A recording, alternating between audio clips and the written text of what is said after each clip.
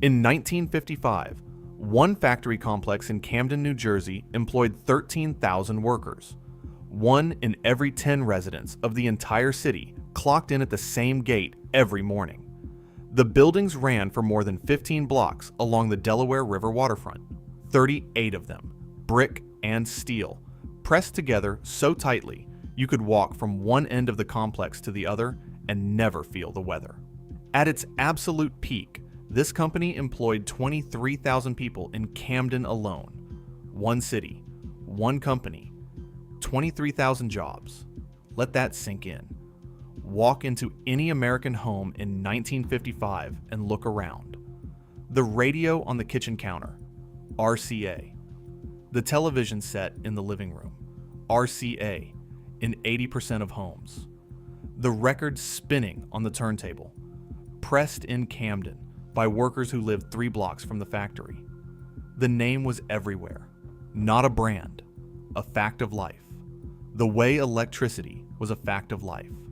The way the telephone was a fact of life. RCA was the infrastructure of American leisure, and Camden, New Jersey, was where it was built. Think about what they made here. They recorded Enrico Caruso when recording music was still considered a novelty. They recorded Elvis Presley when rock and roll was still considered a menace. They built the first consumer television set ever sold in America. They developed the color broadcasting system that became the global standard. Their engineers designed the scan conversion systems that translated slow scan camera signals from 238,000 miles away into the images that 600 million people watched on July 20th, 1969, when Neil Armstrong stepped onto the surface of the moon. The backpack radio that connected him to Earth. Designed here. The system that put his footsteps on your television screen. Built here. Camden, New Jersey sent the first human voice from the lunar surface to the living rooms of the world. Then, something went catastrophically wrong. By 1993, the factory complex was empty.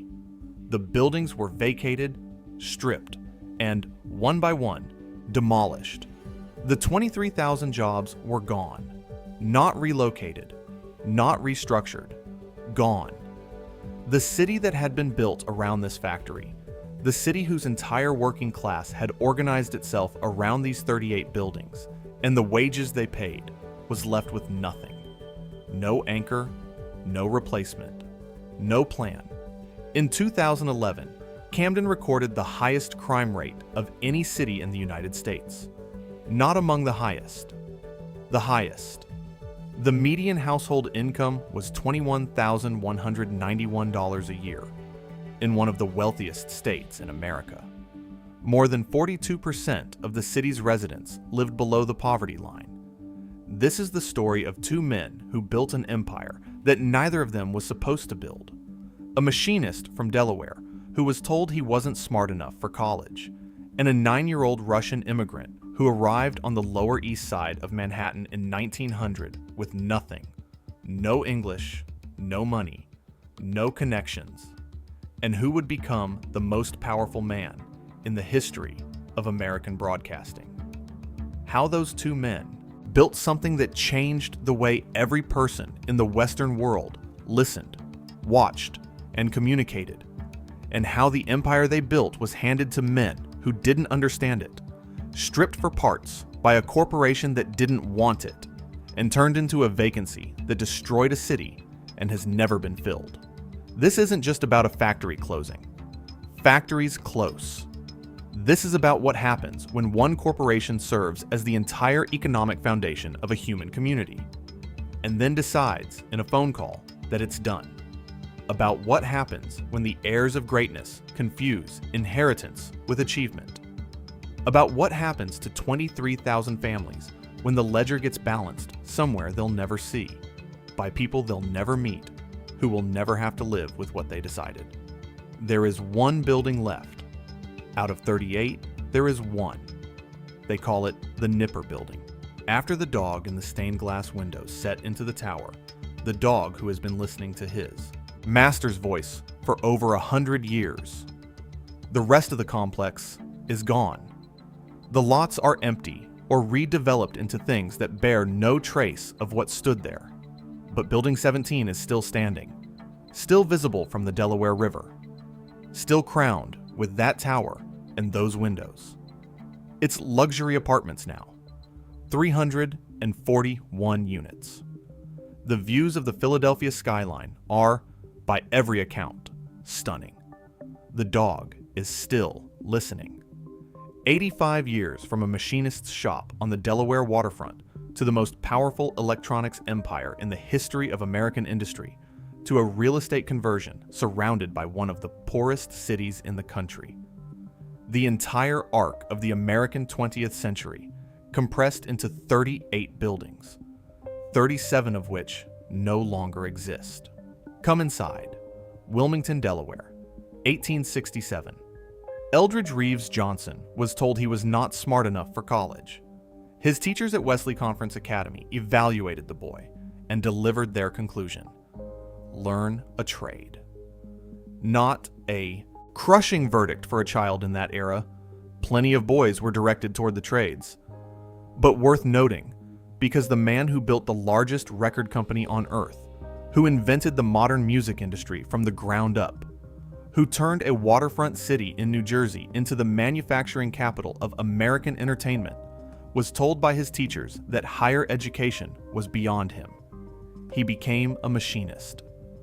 Johnson moved to Camden in 1886, 19 years old, hired by the Skull Machine Shop on the Delaware waterfront.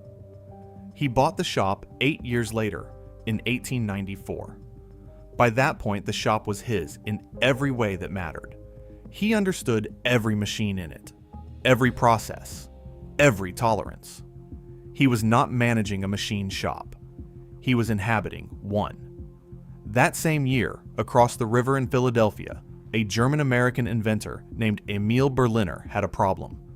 Berliner had invented the gramophone, a device that played flat disc records rather than the wax cylinders.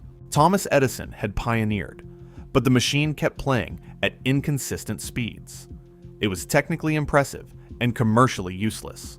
The spring motor that powered it was unreliable. Berliner needed an engineer who could fix it. He came to Camden looking for someone who understood mechanics the way musicians understand tempo, not from the manual, but in the bone. He found Johnson. Over the next several years, Johnson did not simply fix Berliner's motor. He reinvented it.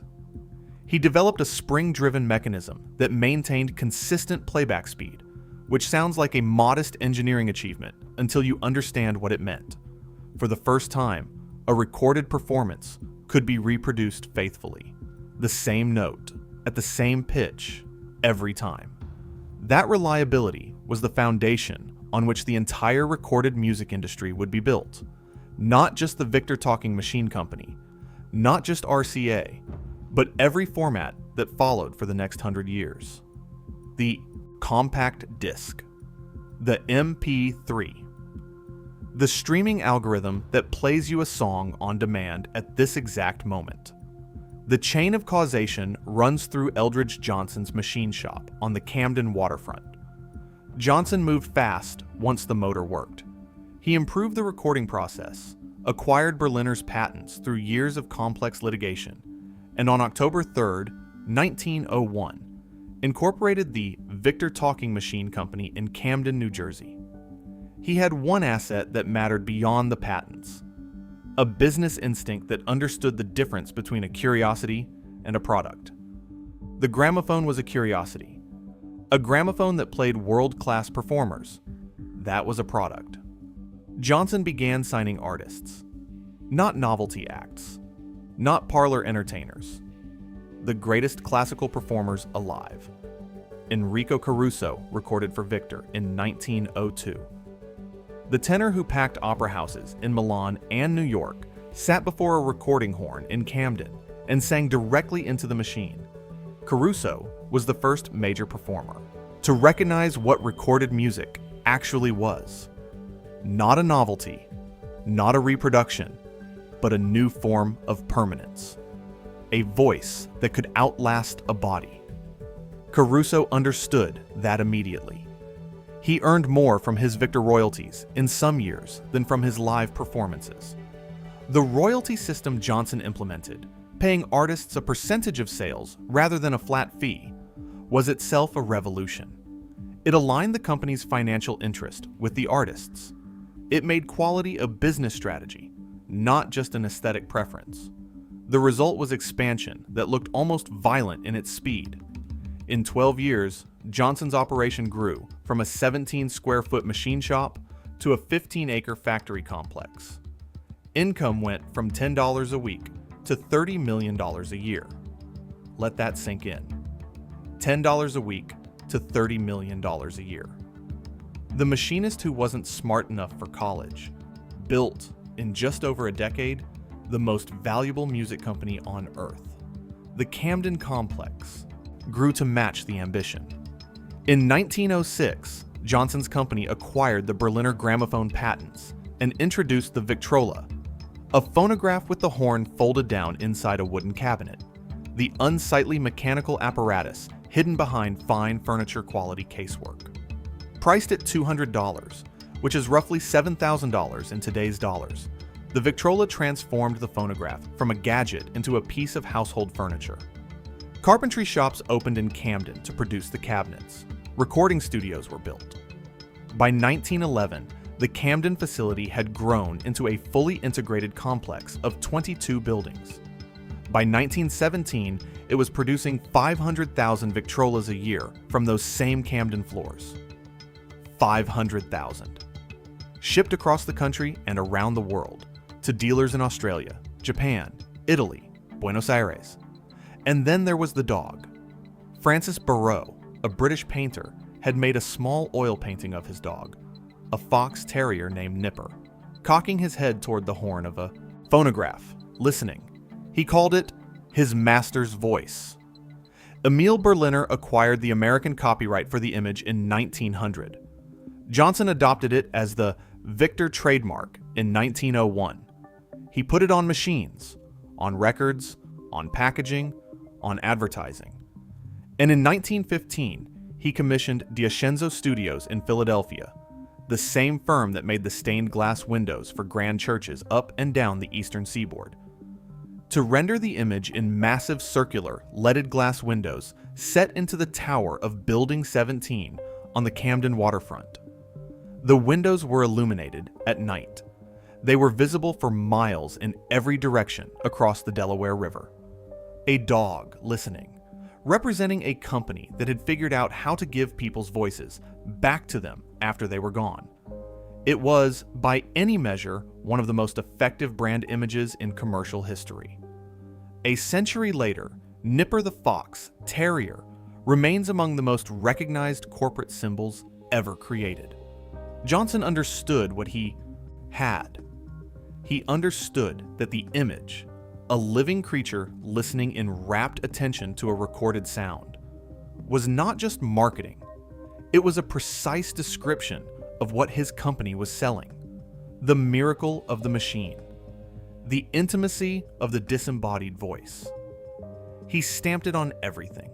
He put it in the sky. By 1920, the Victor Talking Machine Company was the undisputed center of gravity in the recorded music world.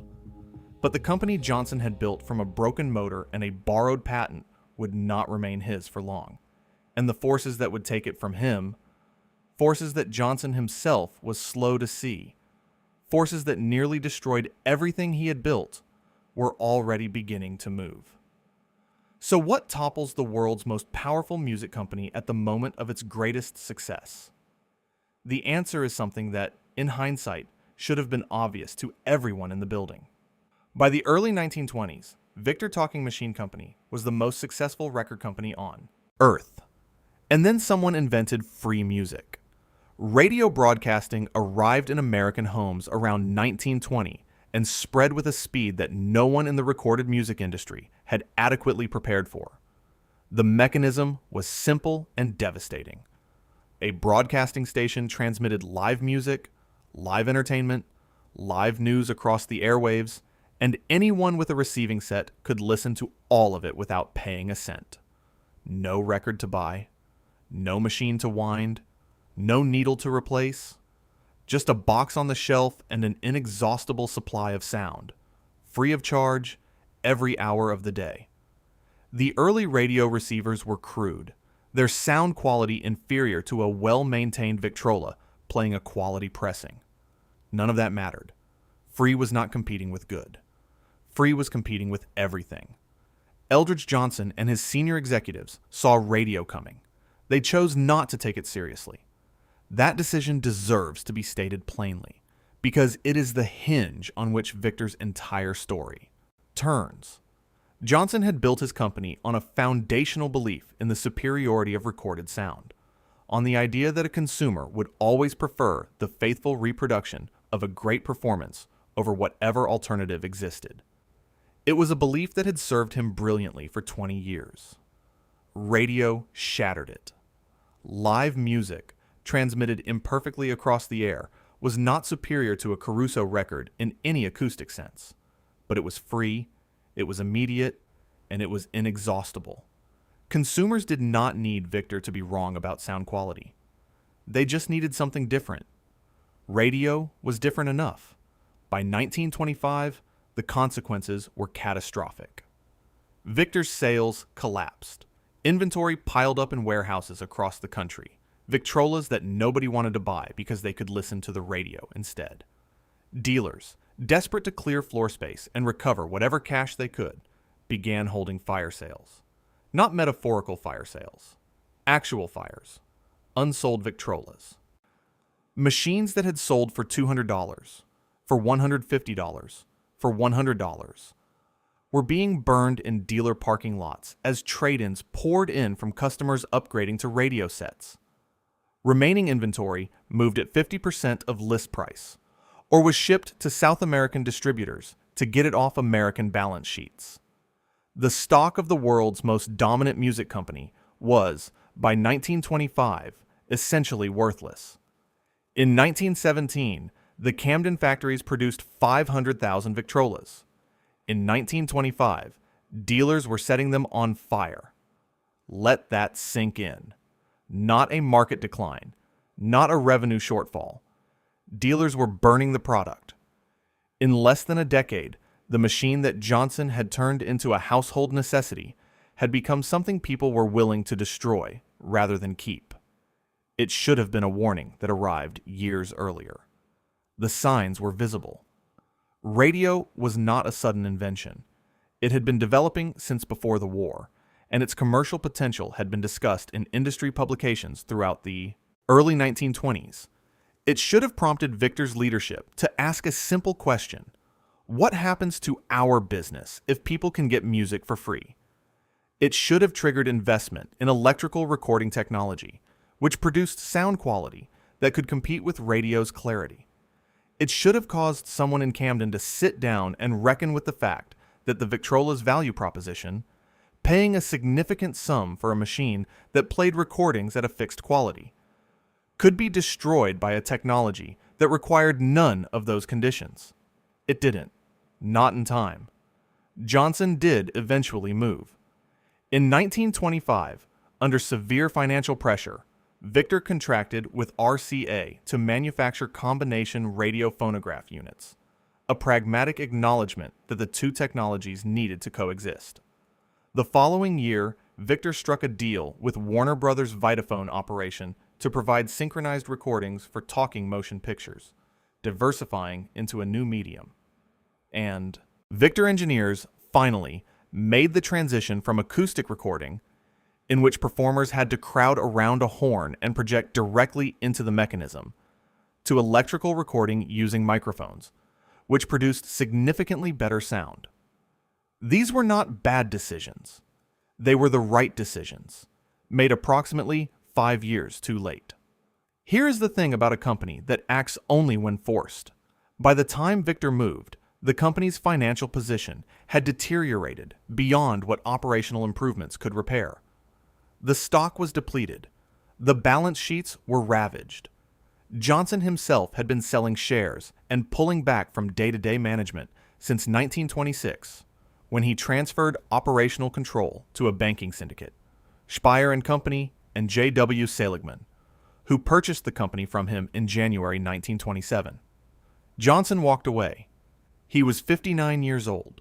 He had built the world's largest record company from a broken motor and a borrowed patent, and now he handed it to bankers who needed a buyer. The company that had recorded Caruso now belonged to men who had never operated a phonograph factory. The recording studio in the converted Trinity Church on North 5th Street in Camden, where Jelly Roll Morton recorded in July 1929, where Duke Ellington and Fats Waller made records, where the most important American music of the era was being committed to disc. That studio existed inside a business now owned by people whose expertise was financial instruments, not quarter-inch grooves. They needed to sell it to someone who understood what it actually was. The Trinity Church studio, for the record, is gone. The building was sold by RCA in 1947 and eventually demolished. Today, the spot where Jelly Roll Morton recorded in 1929 is a parking lot. There is no marker. There is no sign. The music that was made there outlasted the building by about a century, which is the only consolation available.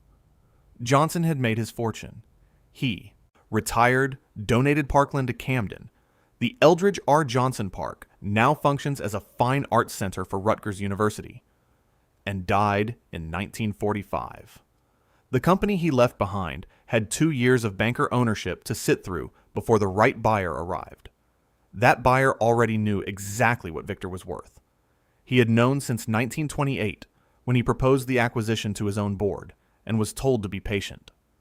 Patience was not his natural condition, but he practiced it.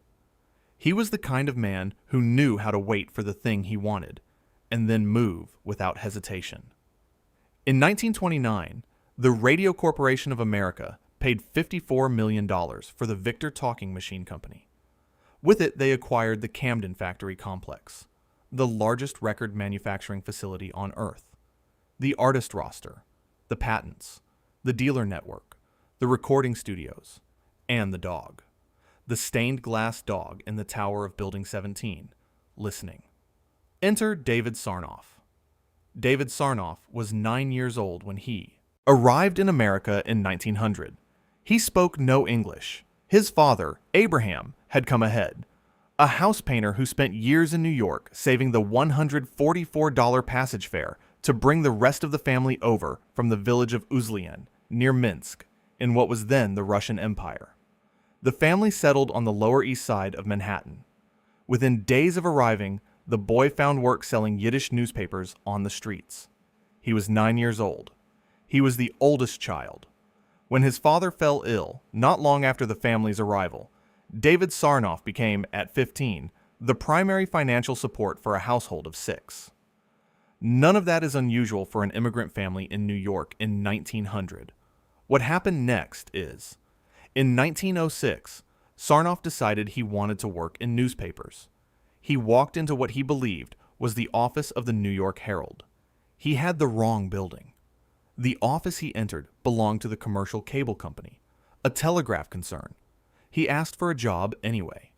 They put him to work as a messenger boy.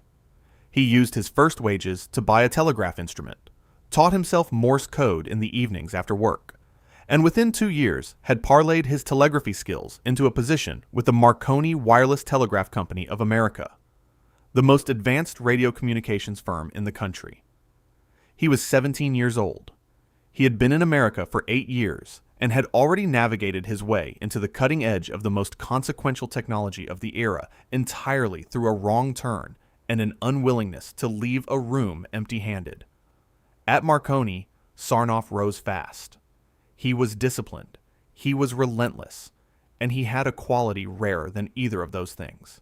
He could see where a technology was going before anyone else in the room had decided to look. In April 1912, as a 21-year-old radio operator manning the Marconi station atop the Wanamaker department store in Manhattan, Sarnoff received transmissions from the ships rescuing survivors of the Titanic. He sat at that receiver for 72 hours, relaying information to the press and to anguished families. The event did not make him famous. The story of his role was exaggerated considerably in later retellings, but it gave him something more useful than fame. It demonstrated, to him and to anyone watching, that wireless communication was not a novelty. It was infrastructure. It was the nervous system of a modern civilization, and the person who controlled it would control something essential. In 1915, Sarnoff wrote a memo to his superiors at Marconi. He was 24 years old. The memo proposed that radio should become a household utility, that a company should manufacture small receiving sets and sell them to the public, and broadcast music, news, and entertainment to anyone who owned one. He called it the radio music box. His superiors ignored him. He wrote another version of the memo in 1920 after Marconi Wireless had been absorbed into the newly formed Radio Corporation of America. This time, RCA's management gave him $2,000 to develop a prototype. $2,000. Within 3 years of that investment, RCA had sold more than $80 million worth of radio receivers. Let that sink in. A $2,000 bet on one employee's memo returned $80 million in receiver sales in less than 3 years. The $2,000 that unlocked $80 million was, in today's terms, roughly $35,000, betting into roughly $1.4 billion. That is what vision costs when it's real. That is what it returns when you act on it. Sarnoff was named RCA's general manager in 1921. In that same year, he arranged the broadcast of the heavyweight championship fight between Jack Dempsey and Georges Carpentier, transmitting the bout live to an estimated 300,000 listeners, the largest single radio audience in history up to that point. The broadcast proved, publicly and irrefutably, that mass entertainment could travel through the air. The age of broadcasting had arrived, and Sarnoff had staged the demonstration. He was 30 years old. From that position, he moved with methodical aggression. In 1926, he negotiated the creation of the National Broadcasting Company, NBC, the first national radio network in America, out of a complex patent dispute with AT&T that he turned, characteristically, into a strategic advantage. In 1928, he proposed RCA's acquisition of Victor Talking Machine Company, understanding that a broadcasting empire without a recorded music catalog and a manufacturing operation was a network without content or product. RCA paid $54 million for Victor in March 1929. Sarnoff became RCA's president the following January. He was 38 years old and now ran the most powerful communications company in the world, the radio network, the record company, the Camden factory, the stained glass dog in the tower. He was not finished. While the Great Depression gutted company after company, Sarnoff did something that should be studied in every business school on earth. He kept investing in research, specifically in television. As early as 1923, he had identified moving picture transmission as the logical extension of audio broadcasting. While other companies cut their research and development budgets to survive the Depression, Sarnoff protected RCA's laboratories. He backed Vladimir Zworykin, the Westinghouse engineer whose electronic camera tube would become the foundation of television technology. He fought a 7-year patent battle against Philo Farnsworth, a battle RCA lost and had to pay royalties to settle, but kept building the technology regardless. He believed in the destination so completely that losing the legal fight over the route did not slow him down. On April 30th, 1939, at the RCA Pavilion at the New York World's Fair, Sarnoff personally introduced commercial television broadcasting to the American public. Standing before cameras in Flushing Meadows, Queens, he announced the beginning of a new era. Franklin Delano Roosevelt appeared on the broadcast, the first sitting American president to appear on television. There were, at that moment, perhaps 200 privately owned television sets in the greater New York area. Sarnoff was not broadcasting to an audience. He was manufacturing one. During the Second World War, Sarnoff served on General Eisenhower's communications staff. He coordinated the Allied radio circuits for the D-Day invasion of Normandy, arranged the restoration of the Radio France transmitter in Paris after the Germans had destroyed it, and supervised the construction of a transmitter powerful enough to reach every Allied force in Europe. He was awarded the rank of Brigadier General in December 1944. He preferred, for the rest of his life, to be called the General. It was not vanity. It was precision. He had earned it the way everything else he had, not through inheritance, not through connection, but through the application of a mind that simply refused to accept the limits other people assigned to things. By 1950, RCA's television sets sat in 21 million American homes. The company employed 54,000 people and earned a profit of $46 million. The Camden complex had grown into one of the largest industrial operations in the northeastern United States, pressing records, assembling television sets, manufacturing the components of modern life for a country that was, for the first time in a decade, happy to buy them. Sarnoff had built, from a wrong-turn telegram job and a $2 newspaper route, one of the great American companies. The immigrant kid who sold newspapers on 46th Street now ran an empire that had invented radio as a mass medium, launched the first broadcast television network, built the record catalog of the century, and supplied the factories that made it all tangible.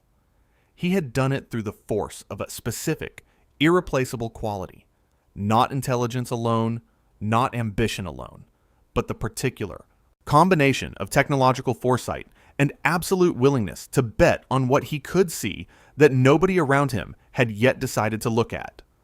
That quality cannot be taught, it cannot be transferred, and it cannot be inherited. Sarnoff remained chairman of the board until the end of 1969. He died on December 12, 1971, in New York City. He was 80 years old. Before he died, he had named his son Robert as his successor. Robert Sarnoff had attended Harvard. He had worked at NBC. He was, by every available account, a capable executive. But capable is not the same as visionary, and a corporation built on vision cannot be sustained by capability alone. The machinery of the empire was still running when the general handed over the controls. The question that the next 2 decades would answer in the most brutal terms available was whether the person now holding them understood what he was actually operating. He didn't. Camden, New Jersey. 1955. Stand on the roof. Building 17 at 7 in the morning on a Tuesday in that year, and here is what you see. Not a factory. A city inside a city. 38 buildings sprawling across 15 acres between the Delaware River waterfront and the blocks of row houses that workers walked from every morning. The pressing plants running around the clock, stamping out 35 RPM records at a rate that required 24-hour shifts. The radio and television assembly floors, where workers sat at long benches fitting components into chassis with the practiced economy of people who have done the same motion 10,000 times and can now do it without watching their hands. The shipping docks where freight trucks lined up before dawn to take finished product to a distribution network that reached every state in the country. The research laboratories, the recording studios, the canteen where 13,000 workers cycled through meals in shifts, steam rising from the boiler stacks, the smell of hot vinyl pressing and machine oil, and the particular industrial sweetness of lacquer coating drying on fresh record sleeves. 13,000 people worked inside that fence, on a single city block in South Jersey. That number represents approximately 1 in 10 residents of the entire city of Camden. One factory, one fence, one paycheck sustaining a tenth of a mid-sized American city. Multiply that to the full RCA operation, the plants beyond the main complex, the regional facilities, and the number reaches 23,000 Camden workers drawing an RCA wage. The numbers radiate outward from there. The grocery stores, the barbers, the landlords, the parishes, the corner bars and the pharmacies and the shoe repair shops that exist because 23,000 families had a predictable weekly income. Camden in 1955 was not wealthy, but it was working. It had the stability of a place where the fundamental transaction, labor exchanged for wages, wages exchanged for goods and services, and rent, was functioning at scale. RCA itself, in this same year, controlled 80% of the American television market. 80%. The other manufacturers, Zenith, Philco, Motorola, were collectively dividing the remaining fifth. RCA had 54,000 employees nationwide and posted a profit of $46 million in 1950, a figure that would continue climbing for the next decade. The company owned the dominant television network, NBC. It owned the dominant record label, RCA Victor. It owned the patents on the fundamental technology of color television, and it had successfully lobbied the Federal Communications Commission to adopt its color standard as the American standard, which meant that every color television set sold in the United States, regardless of manufacturer, generated a royalty payment to RCA. The company had constructed a position so structurally embedded in American electronic life that its revenue streams were, for a moment, nearly self-generating. Let that sink in. RCA didn't just make televisions. RCA defined what a television was and then collected a fee from everyone who made one. The Camden workers were not building inferior product. The research laboratories at Princeton were producing real science. The NBC programming was reaching real audiences. The company's dominance was, in the years of its peak, legitimate. That is precisely what makes what happened afterward so damaging to understand. The fall of RCA is not a story about a company that was never as good as it looked. It is a story about a company that was exactly as good as it looked, and then was handed to people who mistook the machinery for the vision that built it. Those are different failures. The first kind is a fraud. The second kind is a tragedy. On July 20th, 1969, Neil Armstrong stepped onto the surface of the moon. The moment was transmitted to an estimated 600 million viewers worldwide, the largest television audience in history at that point, by a margin that wouldn't be approached for years. The scan conversion system that made that broadcast possible, that took the slow scan camera signal from the lunar surface and converted it into the standard television format that 600 million sets could receive, was designed and built by RCA engineers at the Sarnoff Research Center in Princeton, 40 miles from Camden. The backpack radio that Armstrong and Buzz Aldrin wore on the lunar surface, the system that kept them in contact with mission control as they walked on another world, had RCA components running through it. On the night of the moon landing, an RCA television in virtually every American home received a signal that RCA technology had made transmittable, built by hands in factories that RCA ran. Building 9 in Camden, the television assembly floor that built those sets, was demolished after the plant closure. Today, the space it occupied is a vacant lot running alongside the rail corridor. No marker, no plaque, no indication that the sets Americans watched the moonwalk on were built a few hundred feet from where weeds grow now between cracked asphalt. It was the highest point. In the summer of 1969, the company stood at the absolute apex of what David Sarnoff had spent 60 years building. Its technology on the moon, its signal in 600 million living rooms, its factory complex still running, its workers still collecting wages, its towers still lit. The general was 78 years old and still coming into the office. The sun was watching. The board was watching. The shareholders were watching. And somewhere inside the company, in the decisions already made and the commitments already in motion, the thing that would end all of it was already underway. Not visible yet. Not reported. Not yet a problem that anyone had been forced to name, but already moving, There is a version of RCA's story that ends with the moon. In that version, the scan conversion broadcast of July 20th, 1969 is the final punctuation on a 70-year sentence that began with Eldridge Johnson's broken spring motor in Camden. The technology works. The signal reaches 600 million people. The company that built the medium delivers the most watched moment in the history of the medium. Curtain. Credits. That version is cleaner. It is also false.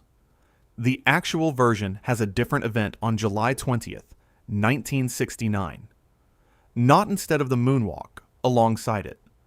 While RCA engineers at the Princeton laboratory were monitoring the scan conversion broadcast, and the signal was holding and the world was watching, the company's new chief executive was in the process of retiring the Nipper trademark. Robert Sarnoff, who had assumed operational control of RCA in 1968, decided in 1969 that Nipper, the fox terrier who had sat at the horn of a gramophone on every RCA Victor record sleeve, in every advertisement, in the stained glass windows of Building 17 since 1915, was dated, old-fashioned, inconsistent with the modern, diversified corporation that Robert Sarnoff intended RCA to become. The dog that had outlasted the gramophone, the Depression, the Second World War, and the invention of television was retired by a man who had been running the company for 1 year. Let that sink in. Not because retiring a trademark is, in isolation, a catastrophic business decision. It is not. Let it sink in because of what it reveals about the person making it. David Sarnoff had spent decades building brand equity around that image. The trademark was not sentimentality. It was continuity. It was the single visual symbol that connected every product RCA made: records, radios, televisions, broadcasting equipment, to a shared identity with 70 years of consumer recognition behind it. Robert Sarnoff looked at 70 years of accumulated brand equity and saw something embarrassing. The decision to retire Nipper is not what killed RCA, but it is the clearest early signal of the sensibility that would. Robert Sarnoff had attended Harvard. He had worked at NBC in progressively senior roles. He was articulate and well-credentialed, and not, by the accounts of people who worked with him, unintelligent. What he was not, what he could not be, through no particular fault of his own, was his father. David Sarnoff's genius had been technological foresight combined with absolute conviction. He could see a medium before it existed and bet the company on his own vision. Robert Sarnoff's instinct was not toward technology. It was toward management, toward organizational structure, toward the vocabulary of the modern conglomerate corporation, which in the late 1960s and early 1970s was the dominant model being taught in business schools and celebrated in the financial press. The idea that a well-managed, diversified holding company could apply professional management techniques to any industry and generate superior returns, regardless of what that industry actually did. Between 1969 and 1975, Robert Sarnoff acquired the following companies on behalf of RCA: Hertz Corporation, the car rental company; Banquet Foods, the frozen food manufacturer; Coronet Industries, the carpet and flooring business; Random House, the book publisher; CIT Financial, a commercial finance and insurance conglomerate. Wall Street analysts, watching this accumulation, assigned RCA a nickname. They called it Rugs, Chickens, and Automobiles. It was not a compliment. It was a diagnosis. The most sophisticated electronics company in the world, the company that had invented radio as a mass medium, launched network television, and put technology on the moon, was being rebranded by its own management as a diversified holding company with no coherent technological identity. The acquisitions were not the only problem. Concurrent with the conglomerate strategy, RCA was pouring capital into a computer division intended to compete with IBM. The project had begun under the Elder Sarnoff's watch in the early 1960s, but it accelerated under Robert, who committed resources to it at a scale that required sustained strategic patience the organization no longer had.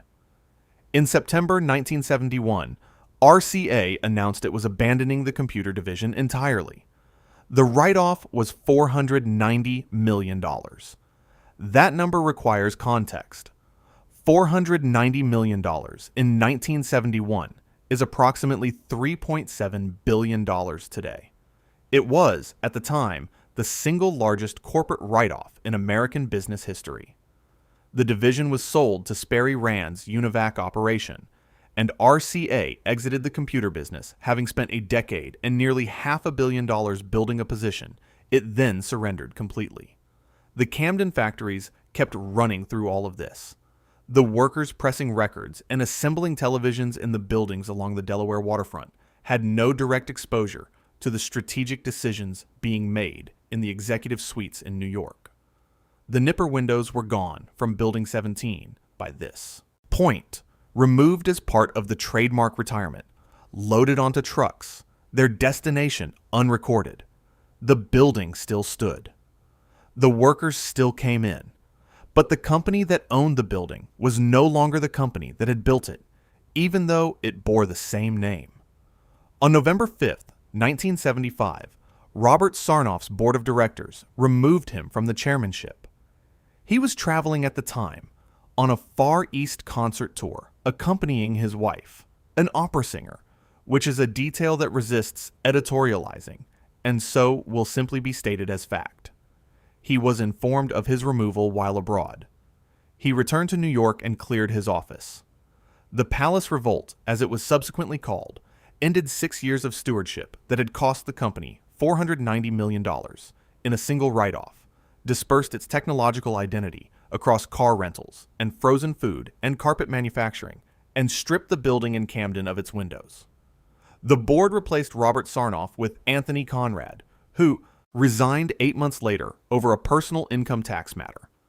Then came Edgar Griffiths, who spent his tenure trying to sell off the conglomerate acquisitions and restore some version of focus to the company. Then came Thornton Bradshaw, who was widely respected and who understood, correctly, that RCA needed to return to its core businesses. Each successive CEO was smarter about the problem than the one before him. Each one inherited a company that was further from the position where intelligence alone could save it. The rot had been present at the peak. That is the thing to understand about what Chapter 4 described: the 600 million viewers, the Elvis records pressed in Camden, the color television royalties flowing in from every competitor. All of it was real. None of it was protected. The moonwalk happened in the same calendar year that the trademark was retired, and the computer division was consuming capital it would never return. The workers in Building 9 assembling the television sets that received the lunar broadcast had no way of knowing that the man who had just taken over the company had already begun making the decisions that would eventually close Building 9 and turn the site into a vacant lot. The peak and the rot were simultaneous. They were always simultaneous. The moonwalk was not a ceiling. It was a disguise. In 1968, the year Robert Sarnoff took operational control of RCA, the company's annual revenues were $3 billion. That number was real. It was also, in a way that the people celebrating it failed to adequately examine, fragile in specific and identifiable ways that a different kind of leadership would have prioritized above everything else. RCA's other assets, the consumer electronics business, the remaining defense and government contracts, the real estate, the record label, were separable. They could be evaluated individually and disposed of according to the same fix-sell-close framework Welch applied to everything. You did not need to want RCA to want NBC. You needed only to calculate that NBC's value exceeded the premium required to acquire the entire company, and that the remaining assets could be sold for enough to recover the difference. Welch ran that calculation. The answer was yes. On December 11th, 1985, General Electric announced it would acquire RCA, corporation for $6.28 billion, $66.50 per share, the largest non-oil corporate merger in American history to that date. The announcement took 45 minutes to negotiate, according to subsequent accounts, because Welch and Bradshaw had been moving toward it for months, and the terms were largely settled before the formal meeting. 45 minutes to end 84 years of independent operation. 45 minutes to transfer the company that Eldridge Johnson had built from a machinist's shop on the Delaware waterfront.